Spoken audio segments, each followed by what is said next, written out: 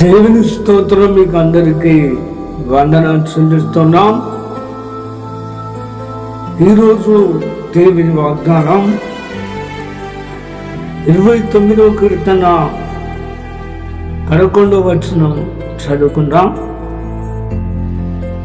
యెహోవా తన ప్రజలకు బలము అనుగ్రహించును, యెహోవా తన ప్రజలకు సమాధానం కలగజేసి వారిని ఆస్వాదించును. ప్రార్థన చేసుకుందాం. ప్రార్థన. పరిశుద్ధమైన తండ్రి, నీకు స్తోత్రం చెల్లిస్తున్నాం. మరి ప్రభా 29వ కీర్తన 11వ వచనాన్ని ధ్యానిస్తున్నప్పుడు నీ స్వతంగా మా అందరితో మీరు మాట్లాడండి. నువ్వు మాట్లాడుతున్నప్పుడు మరి ప్రతి ఒక్కరికి వినగల చెవులను గ్రహించే మనసును కలగజేయండి. ముగింపేంత వరకు మీరే అధ్యక్షత వహించండి. యేసు నామంతో ప్రార్థిస్తున్నాను తండ్రి, ఆమేన్. ప్రియమైన దేవుని బిడ్డలారా, మరి 29వ కీర్తన 11వ వచనంలో విన్నట్టయితే దేవుడు బలాన్ని అనుగ్రహించేటోడు, సమాధానాన్ని కలిగిస్తోడు, ఆస్వాదించేటోడు. మరి చాలా మంది బలహీనంగా జీవిస్తున్నారు, సమాధానం లేకుండా జీవిస్తున్నారు, మరి ఆశీర్వాదం లేకుండా జీవిస్తున్నారు. దానికి కారణం ఏంటంటే వారు దేవుల్లో సరిగా లేకపోవడం వలన. మరి ప్రభువు ఏమంటున్నాడంటే,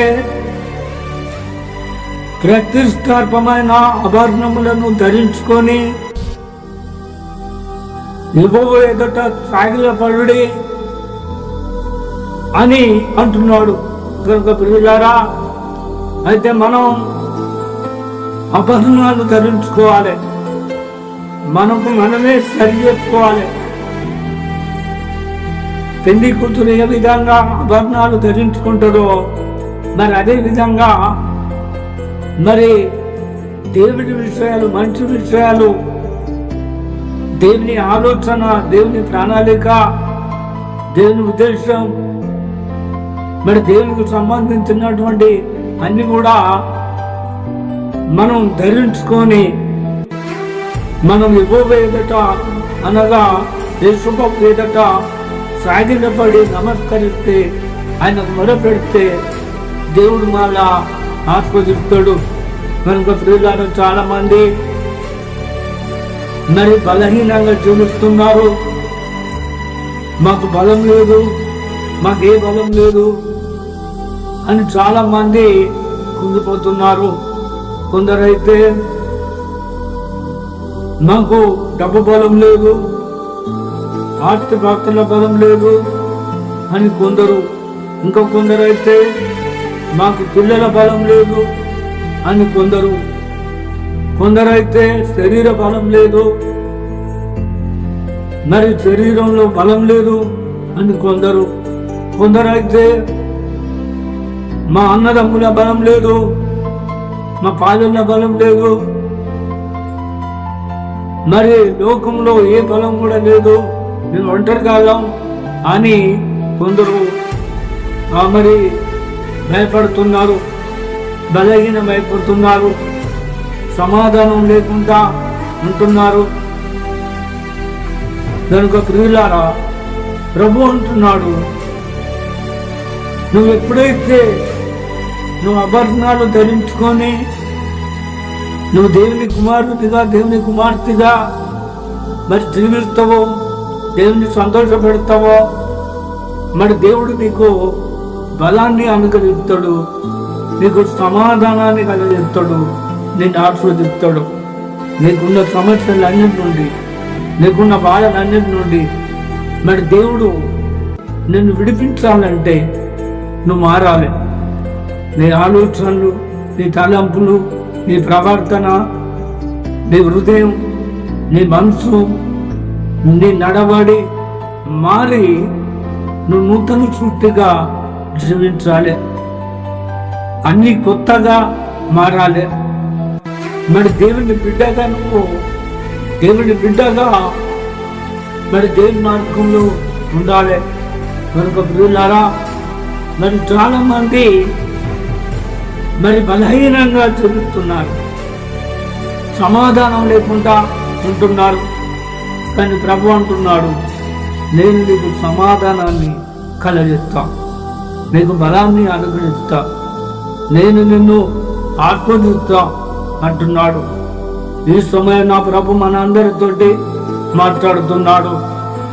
ఏమని మాట్లాడుతున్నా అంటే, నీకు బలాన్ని అనుగ్రహిస్తా, నీకు సమాధానం కలగజేస్తా, నేను నిన్ను ఆస్వాదిస్తా అంటున్నాడు. కనుక మనం ఈ వాగ్దానాన్ని నమ్మి మరి దేవుని ఏ విధంగా సంతోషపరచాలి, మరి ఏ విధంగా ఉంటే మరి దేవుడు నన్ను నడుస్తాడు, ఏ విధంగా ఉంటే మరి ఏ విషయంలో నేను సరి చేసుకోవాలి, ఏ విధంగా ఉంటే దేవుడు నాకు సహాయం చేస్తాడు అని మనం వివేచించి మన పాపాలను దోషాలను ఒప్పుకొని అతిక్రమాలను ఒప్పుకొని మనం సరిగా దేవుని మార్గంలో నడిస్తే దేవుడు మనకు అన్ని రకాల బలం ఇస్తాడు.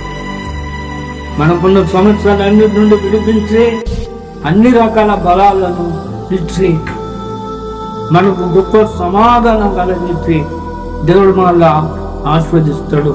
కనుక ప్రియులారా, ఈ మాటలు నమ్ముతున్నావా? అయితే నమ్మినట్టయితే తలలు వంచండి, ప్రార్థన చేసుకుందాం. ప్రార్థన. పరిశుద్ధమైన తండ్రి, నీకు స్తోత్రాలు చెల్లిస్తున్నాను ప్రభా. 29వ కీర్తన మరి 11వ వచనం ద్వారా మా అందరితో మాట్లాడినందుకు నీ కృతజ్ఞత స్తుతులు చెల్లిస్తున్నాం. నీ బిడ్డలు ఈ మాటలు నమ్మిరు ప్రభా, మరి అంగీకరించారు కనుక వీరిని ప్రభా మరి దీవించండి, ఆస్వాదించండి. గొప్ప సమాధానాన్ని అనుగ్రహించి అన్ని రకాల బలాలను అనుగ్రహించి గొప్ప సాక్షి బిడ్డలుగా నిలబెట్టాలని ప్రార్థన చేస్తున్నాం.